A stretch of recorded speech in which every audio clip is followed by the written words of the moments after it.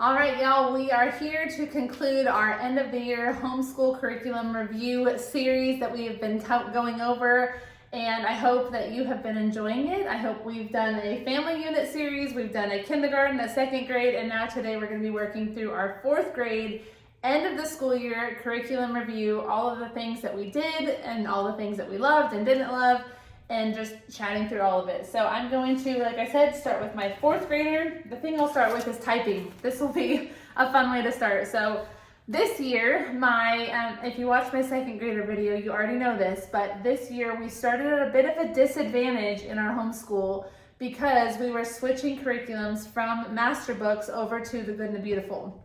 Backstory with this. My master books has been a great curriculum. We used it for my fourth grader. We used it for first grade, second grade, and third grade, and he loved it and I loved it, and we were doing incredible.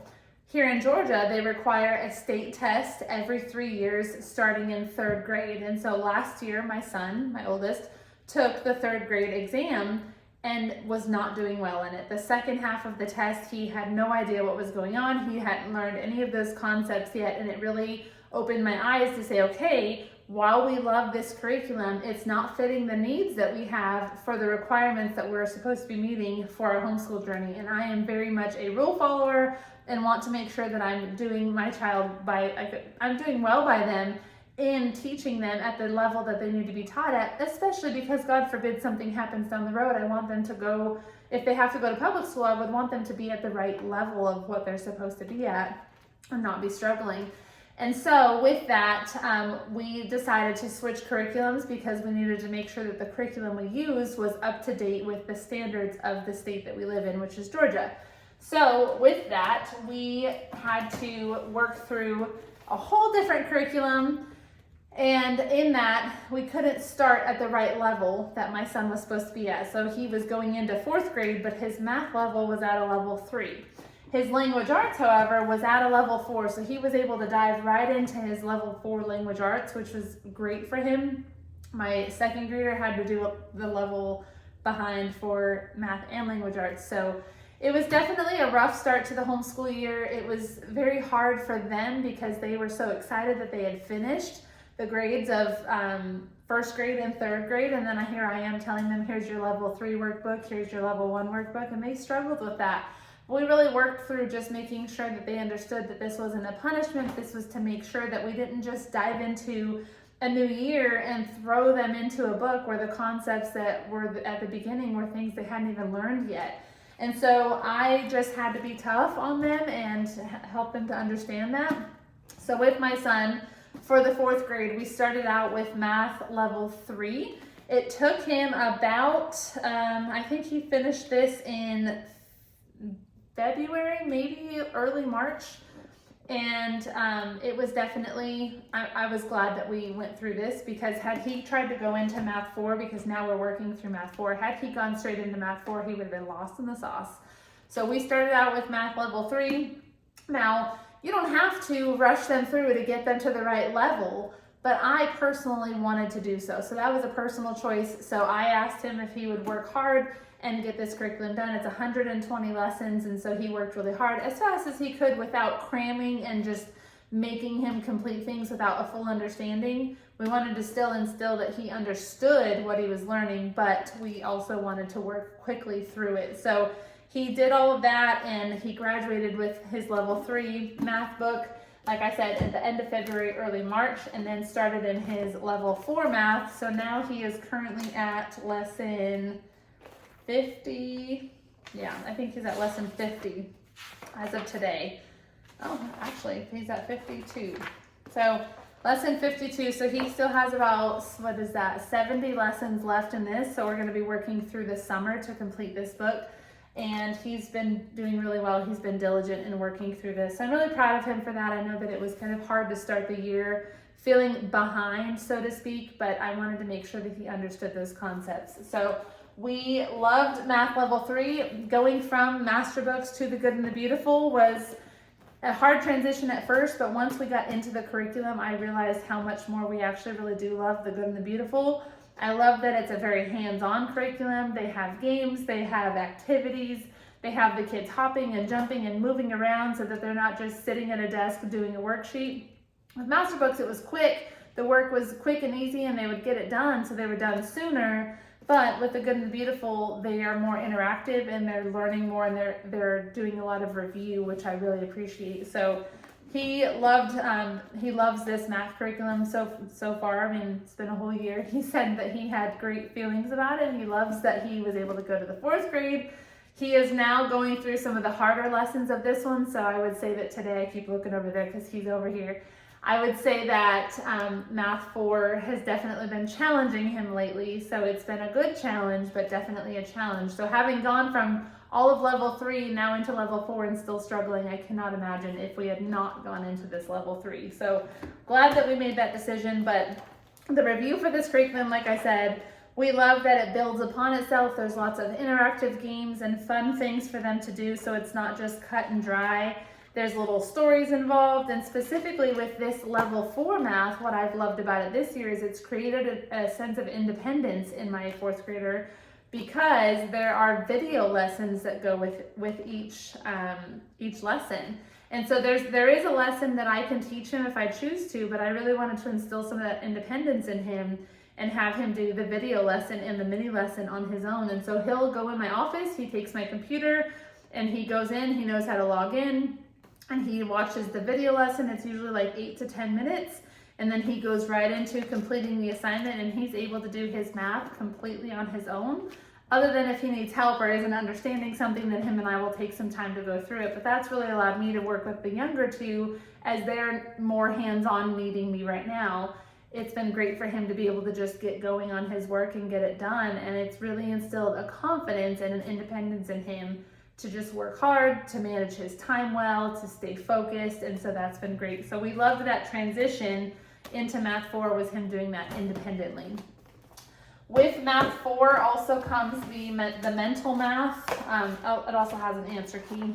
The answer key is helpful because Mom is trying to like add and multiply and subtract and divide all these things and make sure the work's right. And I was doing it all in my head or using a calculator, and now this is the answer. And I'm like, oh, that's much easier. So I did love that we had the answer key for this.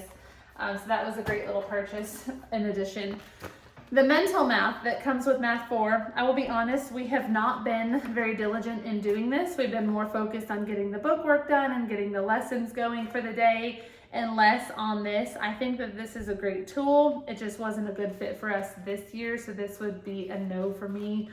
It's just extra busy work. It is good concepts for them to learn where they're just having to add and subtract in their minds without pen and paper. That's a great skill to have. But he's learning a lot of different concepts right now, and it just wasn't my focus. So honestly, haven't used this a whole bunch. When we have, he's done well with it. It just wasn't a priority.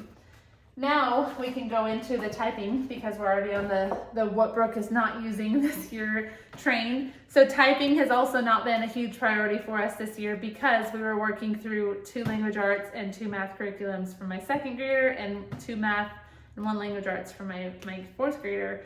So typing I was really excited about this when we started the year, but it just was not a priority getting into the year with helping them through so many different changes and setbacks and things. This just kind of took a back seat in our day-to-day curriculum. So they did, my oldest, my 2nd grader didn't even start it. He did a few lessons. I think he's on lesson 14 out of like 80 or something like that. So we will continue this next year. It's a great course. We just didn't prioritize it. So next year it will definitely be a priority when we only have 1 year of language arts and math to focus on. So this was a miss for us this year, but on our part, not on the curriculum's part. But typing 1, so my goal for next year will be to do typing 1 and typing 2 with them so that they can get both of them done in 1 year. So we'll double up on this next year. The language arts with the Good and Beautiful and the handwriting we really loved. We had not practiced any skills with cursive yet, and the level 4 handwriting with the Good and the Beautiful was already going through writing sentences in cursive, so I knew that we needed to also go through the level 3. So he started the year with level 3, and it started out with cursive right away. So I would assume that 2nd grade is probably when they go through cursive, or 2nd grade is probably when they go through, no, because my 2nd grader didn't go through cursive. maybe they just started it right at 3rd grade. Anyways, oh no, yeah, so 3rd grade is when they start cursive, and my 4th grader got introduced to it, so it was great for him to get to experience that. He worked through this cursive workbook very quickly. His cursive is it's so good. Some of the letters I even had forgotten how to write in cursive, because you don't use it, you don't practice it other than your signature, and if you don't have certain letters in your signature, you're like, how do I do that letter again? So it was fun for us to practice this together. I kind of was like, oh, that's how you do a Z or a J or a G. The G was a really fun one for me to remember. So he really likes this. We use this when I'm reading the Bible or doing read aloud time. This is when they will work through their handwriting so that it's just something for them to do and be like fiddling with, so they could stay still and focus a little more while I'm reading.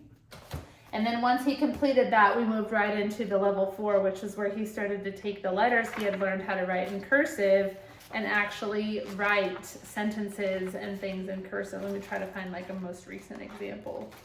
So his cursive, to go from not having cursive at all this year to that, I was very impressed, very excited for him. What I love about this handwriting, specifically with the Good and the Beautiful, is there's always little like pictures and stuff that it asks you to draw. And at first, like my kindergartner going through it was frustrated because he's like, I don't know how to draw a fish, I don't know how to draw this, and I don't know how to draw that. But my 4th grader, he loves to draw now because my camera died, so we had to adjust a little bit. So anyways, my kindergartner struggled with drawing, but now as they build up, they get a little more confident. So I love that the handwriting really includes the drawing aspect because it instills confidence in them as they go, as they get more excited about it. So really love the handwriting, very excited about that.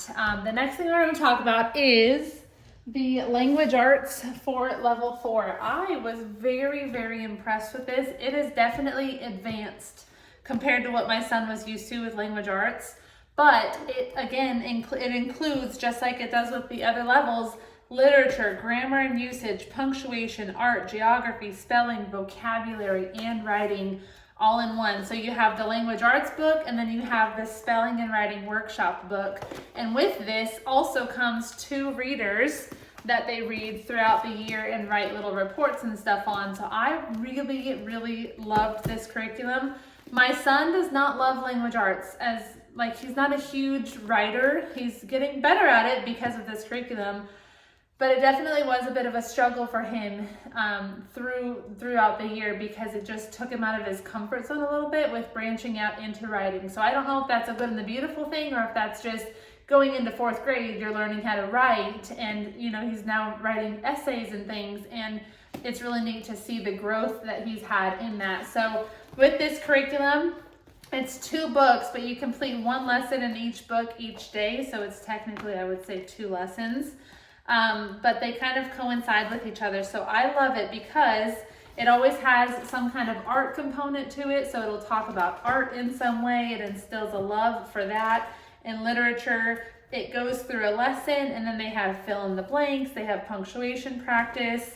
And then at the beginning of each lesson, it'll say, follow the instructions on page 1 of this course book to pre-test the challenging spelling words. And so there's the spelling words that they practice in this book throughout the course. And then at the end of it, it'll say, okay, here's your editing assignment, here's your reading assignment.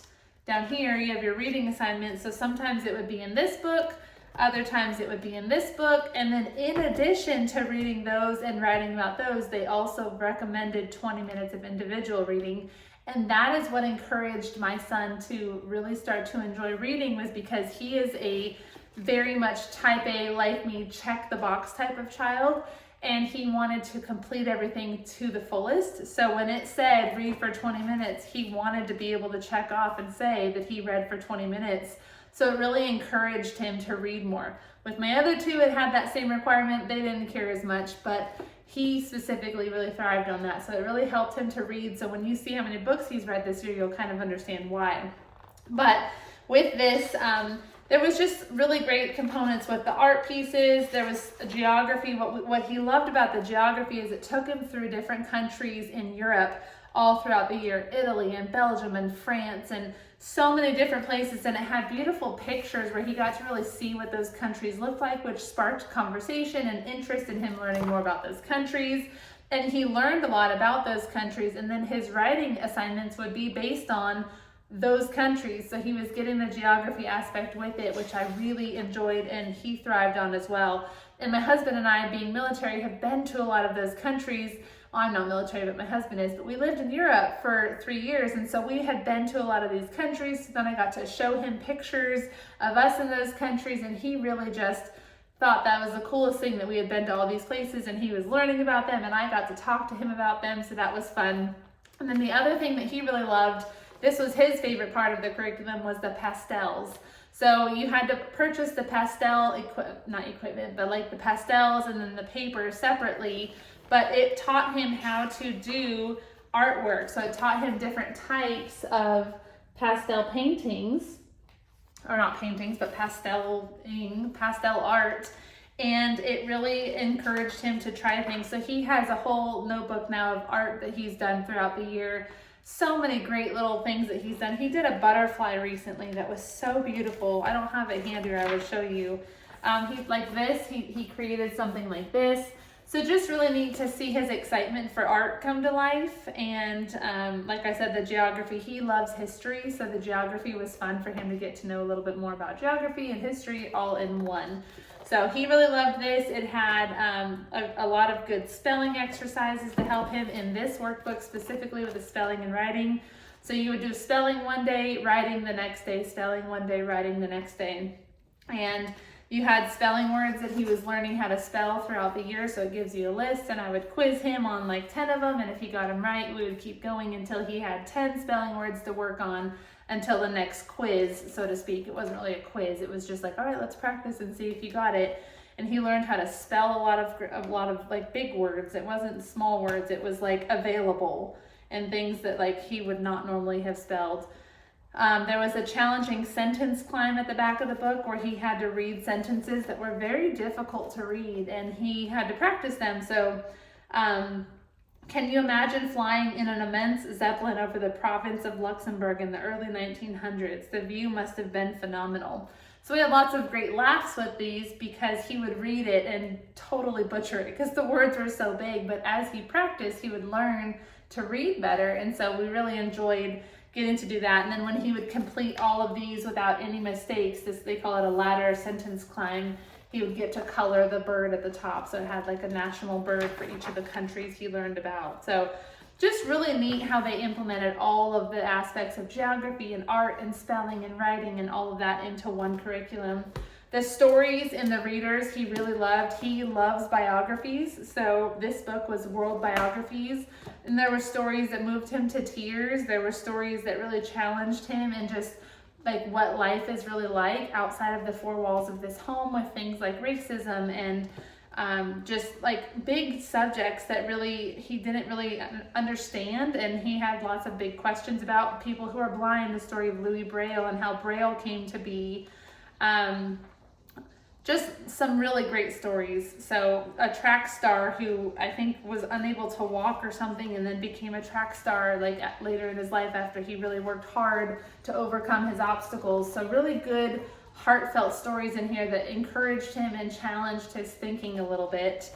And then the level 4 personal reader was just like actual like fun fictional stories that were cute. There was one like Tidal Wave of the Germans. There was the one about the bulls in Spain, the Belgian twins. So it's full of different stories, but it was like 6 or 7 chapters per book within this book. And there was only one book that he specifically didn't like and wasn't understanding. It was towards the end.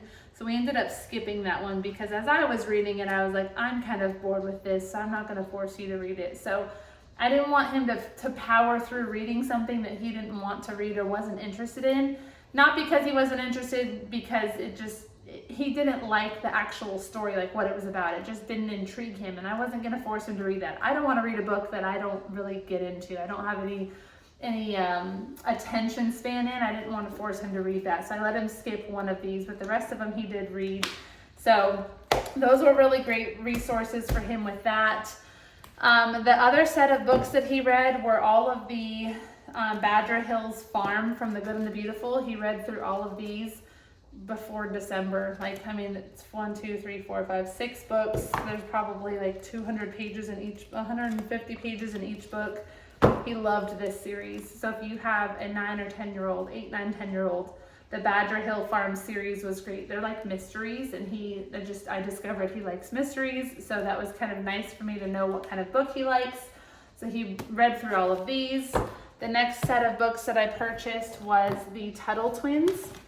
Again, my son loves history, so knowing that, I capitalized on it and got these Tuttle Twins set. So this is a set of 12 books, and it goes through, it's twins who are learning about the government, basically, in different aspects of the government and just laws and things like that. And so he read through all of these as well. So there was the Law, the Miraculous Pencil, Jekyll Island, 12 Rules of Boot Camp, food trucks, but it talks about actual like economics and business and the government and their officials and elections and golden rules with how you compete and when you disagree with people. So a lot of good character traits throughout these as well. So he loved these. He went through these very quickly. Let's see. And then this book was just a quick little read. I got this as his first day of school gift for this school year, and Inspiring Stories for Brilliant Boys. He thought they were cute little stories. They're like little 2-page chapters. But it just told different stories of different boys in different life scenarios and how they responded to those.